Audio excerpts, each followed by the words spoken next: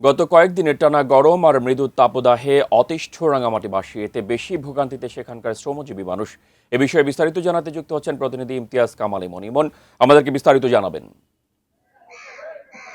মেহেদী, আপনি যেমনটা বলছিলেন যে গত কয়েকদিনের যে টানা ভাবসা গরম, সেই ভাবসা গরমে কিন্তু এখানকার যে শ্রমজীবী মানুষ রয়েছে তারা অতিষ্ঠ হয়ে গেছে। তারা কিন্তু এখানে যে সকাল থেকে কিন্তু এই যে রাঙামাটি শহরে বিভিন্ন যে শহরগুলোতে কিন্তু যে তাপের রোদের যে তাপ সেটি কিন্তু একটু কঠোর প্রকোপ হয়েছে। তো যার ফলে কিন্তু এখানকার যে শ্রমজীবী মানুষ এবং দিনমজুর মানুষ রয়েছে তারা কিন্তু এখানকার যে তাদের যে কাজকর্ম সেটি তারা করতে পারছে না।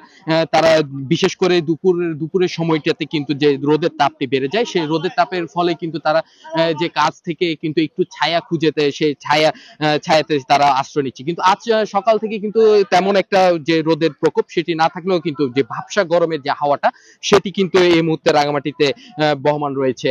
আমি একটু দেখাতে চাই যে এখানকার যে শ্রমজীবী মানুষরা রয়েছে তারা কিন্তু এই ভাবসা গরমের ফলে কিন্তু সেখানে তারা কাজ থেকে একটু বিরতি নিয়ে একটু যে বিশ্রাম তারা সারছেন। আর আর আমি এখানকার কথা বলেছিলাম রাঙামাটির যে আবহাওয়া অফিসের জ্যেষ্ঠ পর্যবেক্ষক রয়েছে কেটিনু মার্মা, তার সাথে তিনি আমাকে জানিয়েছে যে এই যে ভাবসা গরমের যে তাপটি সেটি আগামী এই মাস পর্যন্ত আসলে বহমান থাকবে।